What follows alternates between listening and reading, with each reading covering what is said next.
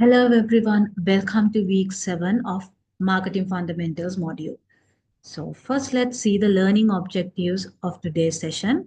By the end of this session, you should be able to identify special characteristics of services and analyze the key issues in managing services enterprises, then explain the nature of service quality and discuss the nature of relationship marketing. These are the specific learning objectives of today's session. So first of all, let's see what do we mean by services. So we all know service is a type of a product and it is a deed performed by one party for another. But services have special characteristics compared to products or goods. That's why we are going to focus on services through today's session.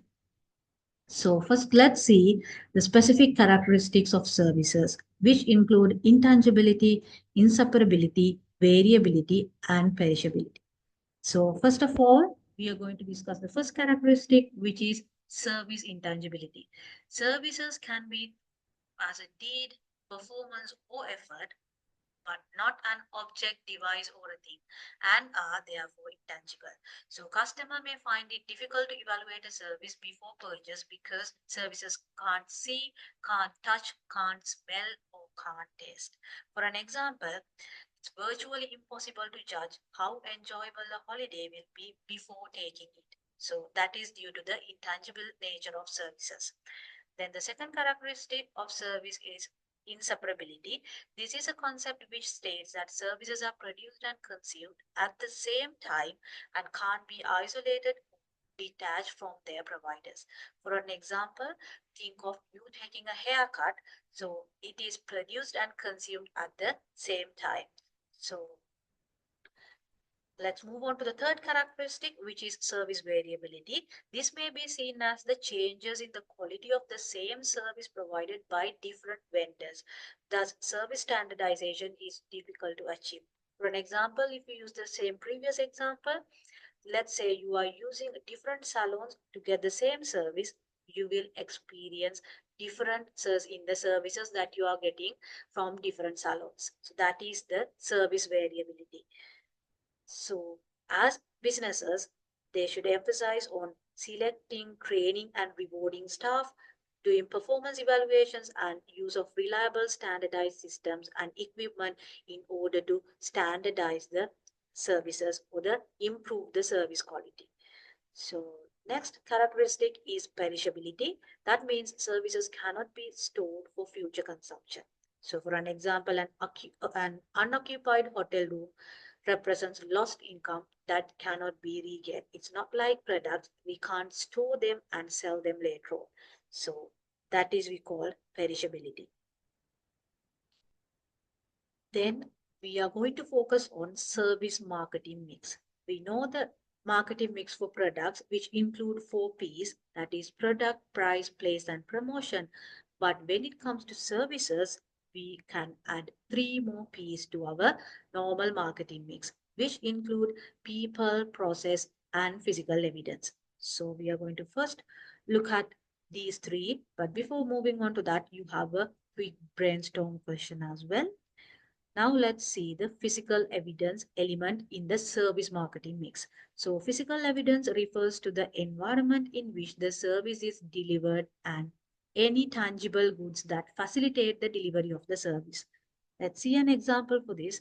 So if you go for a restaurant, you will look at the premises or the restaurant cleanliness, which is coming under physical evidence. So as customers look for clues that indicate the quality of the service by inspecting tangible evidence. Then the next element in the service marketing mix is people, which is a crucial factor or a crucial element in the marketing mix.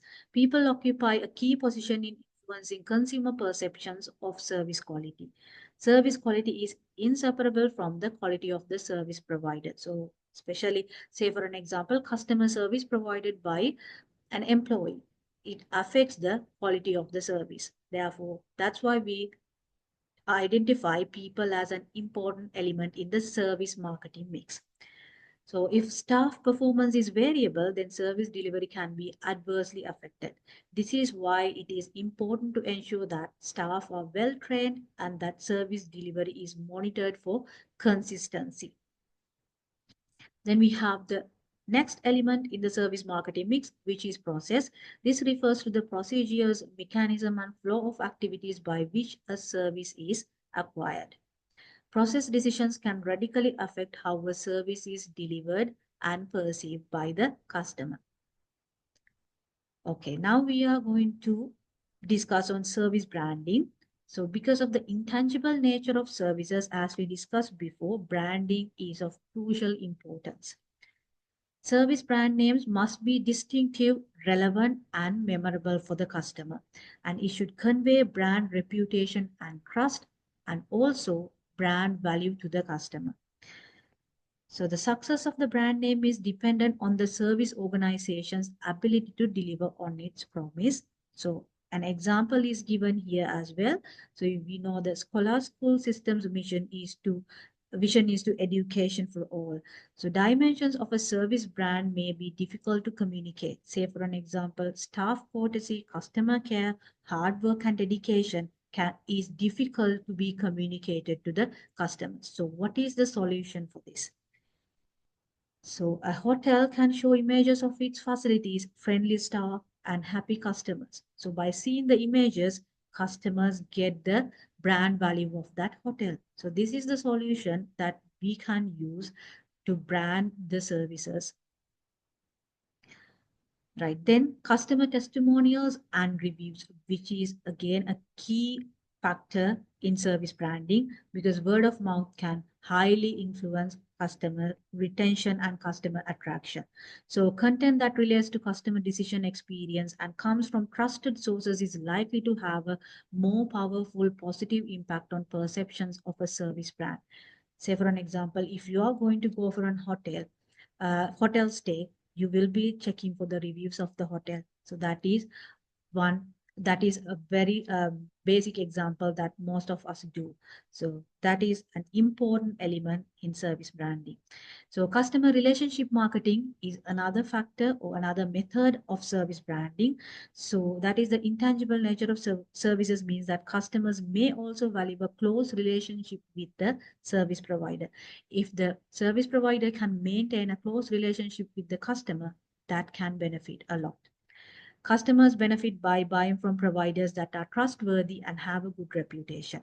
And also, it is researched and identified that it is cheaper to retain existing customers than gain in new customers. Therefore, customer relationship marketing is a very good method for a service branding and to increase customer retention. Then these are the methods that you can use for customer relationship marketing. They are financial incentives, building social bond between brand and customer through frequent personalized communication and offers. Then now we are going to look at the implications of this for your marketing plan. So we know that you have to make your marketing plan for the students union and it is an intangible service provider. So you will be offering a service to your customers. So normally students struggle to perceive benefit relevance of its offer and therefore do not perceive value of a relationship. Therefore, think of these questions. How can Students Union address this challenge through the three service P's? And how can Students Union improve its customer relationship marketing? So these are the areas that you have to think of when you are making your marketing plan or the marketing campaign for the Students Union. Right. Now we are looking at the campaign implementation and measurement through this. So, you have to structure your marketing campaign with the situation analysis, strategic marketing objectives, and strategic marketing mix decisions. And finally, you have the final section of the marketing plan proposal, which is implementation and control. So campaign implementation and measurement includes two elements, which are your campaign implementation or the action plan and your campaign measurement and tracking proposal. So these are the two elements that you should have in your marketing campaign. So first we are going to look at the implementation schedule or the marketing calendar. So this is the time defined plan for completing marketing tasks or activities related to your specific student union objectives. So this includes development of all your campaign materials and media, deployment of all your tactical activities and events according to the goals of your marketing communication plan. So it will have a beginning and end and key points between. So when you are making your slides, you have to think of these things for your implementation schedule.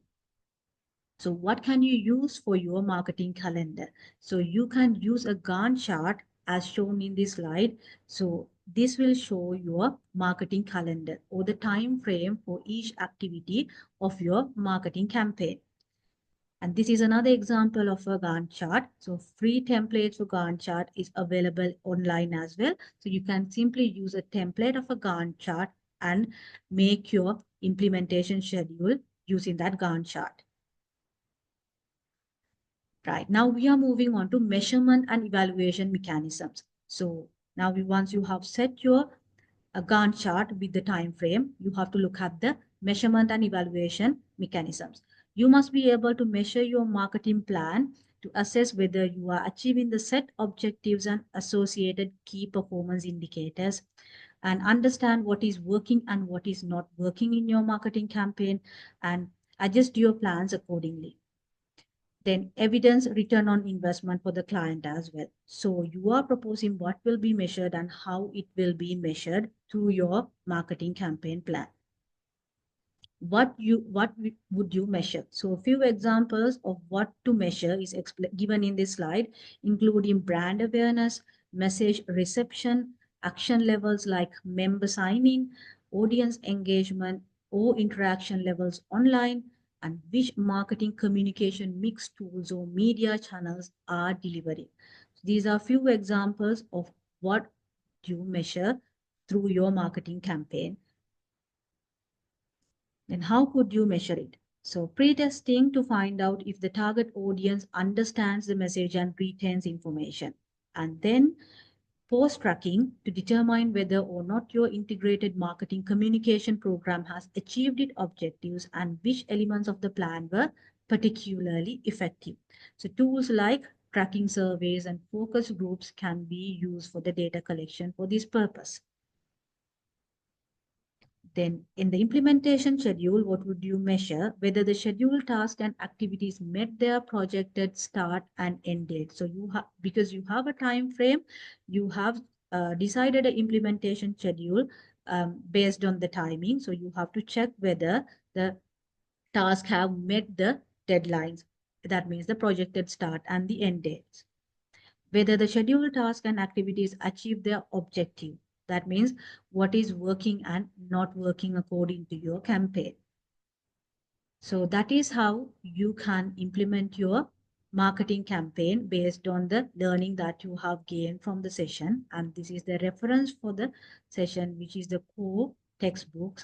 And I hope this video was helpful for you in understanding week 7 lesson for marketing fundamentals.